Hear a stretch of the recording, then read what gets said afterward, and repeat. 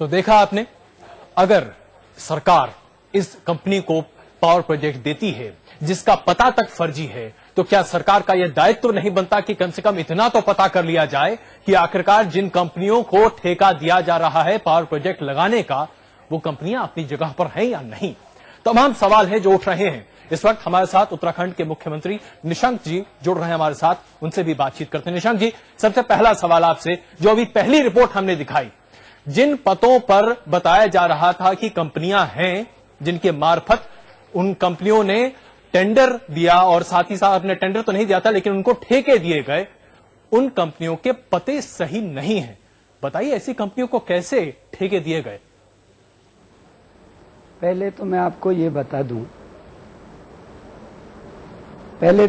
बता दूं, आपका आवाज भी शायद इधर से कम आ रही है जी, कि ये जिस पावर प्रोजेक्ट की इतने लंबे समय से ये आप बात कर रहे हैं जी, ये पावर प्रोजेक्ट अभी तक किसी को आवंटित है ही नहीं।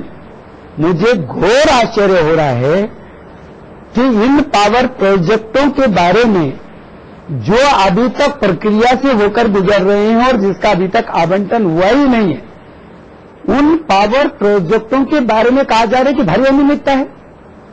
पहली बात तो मैं ये कहना चाहता हूं, सबसे पहला काम, ये बहुत ही खराब बात है जब पावर प्रोजेक्ट अभी तक किसी को आवंटित नहीं है और अभी इंटरनेट में डाल करके हमने आपत्तियों को मंगाया है। अभी आपत्तियां, अंतिम आपत्तियां आएंगी, उनका निस्तारण होगा, उसके बाद उन कंपनियों के बारे में चर्चा होगी, फिर जब उनके साथ अंतिम MOU होगा तब जाकर के ये फाइनली बात होगी। मुझे इस बात का घोर आश्चर्य है कि इस पर यह कहा जा रहा है कि प्रोजेक्ट दे दिए गए, बहुत बड़ा घपला हो गया। चलिए निशंक जी, आपने निशंक जी जरा एक सेकंड जरा धीरज रखिए। हमारे संवाददाता जिसने इस पूरी रिपोर्ट पर अपनी तहकीकात, लंबी चौड़ी तहकीकात की है, वो भी हमारे साथ मौजूद है। धीरेन्द्र पुंडीर इस वक्त हमारे साथ हैं। धीरेन्द्र, निशंक जी का कहना है कि अभी तक किसी भी पावर प्रोजेक्ट को आवंटित किया ही नहीं गया है, सच्चाई क्या है?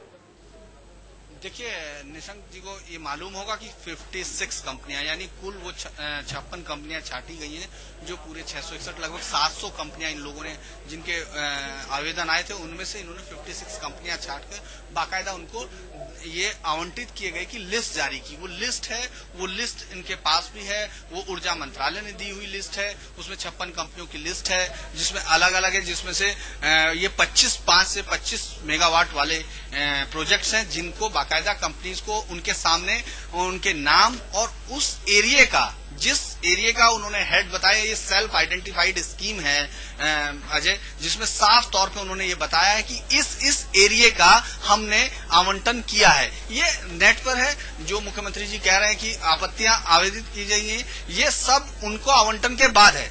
अब ये किस तरह से आपत्तियां मंगाएंगे, जबकि इन्होंने ये तय कर लिया कि ये इसी जो एक नदी है उसके इस हिस्से में, इस हेड पर इस कंपनी को ये प्रोजेक्ट अलॉट किया गया है, ये साफ तौर पर लिखा गया है। जी धीरेन्द्र, आप कहते हैं कि ये सारी जानकारी वेबसाइट पर उपलब्ध है। कौन सी वेबसाइट है जो कि उत्तराखंड सरकार की वेबसाइट है जिस पर ये जानकारी उपलब्ध है, ताकि मुख्यमंत्री जी भी जरा उस वेबसाइट को खोलकर देख लें?